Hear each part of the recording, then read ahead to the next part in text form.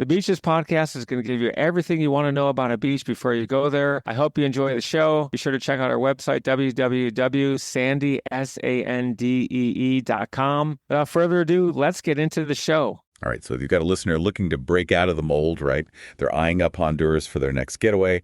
And based on what they sent over, well, this is shaping up to be anything but your typical fun in the sun trip.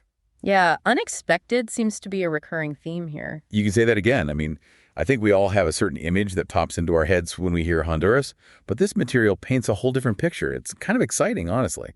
What I find so intriguing is that Honduras really subverts those expectations. You're right, it's not just about beaches.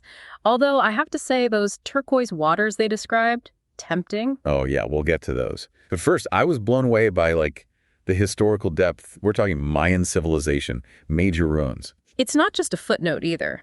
This source mentions Copan, right? It was a hub of Mayan life, astronomy, art, the whole 9 yards. And it's not just ancient history. The influence is still evident in Honduran culture today. Exactly. It's you can lounge on the beach, but then you can turn around and be face-to-face with pyramids built by one of the most advanced civilizations in history. That juxtaposition is kind of mind-blowing. And speaking of those beaches, the source really went all out with the sensory details. One description that stuck with me was, the beaches of the Bay Islands boast water so clear you can practically count the fish from the shore. Okay, you're right. We had to get to those beaches. That sounds ridiculously idyllic. But then, right alongside those descriptions, you've got dense rainforests, exotic wildlife. It's wild. You could practically have multiple vacations in one. The source even compares the Rio Platano Biosphere Reserve to the Amazon in terms of its biodiversity. So yeah, if you're looking for something beyond the ordinary, Honduras definitely checks that box. So let's say, hypothetically, I'm planning this trip. And let's be real, I do love a good dose of history. But also, those beaches are calling my name. How do I even begin to prioritize? Well, that's the beauty of Honduras. You don't necessarily have to. The source had some helpful tips on that front. For someone drawn to history like you, visiting Copan during the winter months, November to April, would be ideal weather-wise. Makes sense, yeah. But for the beach enthusiasts, the Bay Islands are pretty much a year-round destination. However, being prepared for some rain later in the year is key.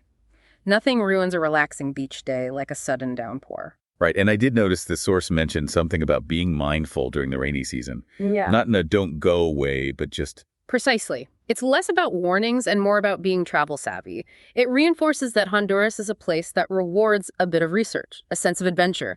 It's not the kind of place where you just show up and expect everything to be perfectly curated. And honestly, I think that's part of its charm. Absolutely. So to kind of bring it all together, it sounds like Honduras gives travelers the opportunity to really craft their own experience. Yeah. You can have it all, or you can hone in on one specific interest. History buff. Amazing. Beach bum, you're covered. It's all about deciding what speaks to you most and building your trip around that. Couldn't agree more. And as you're planning, don't forget that the true essence of Honduras is rooted in its people, its culture. The source made a point of emphasizing the warmth and hospitality of the locals.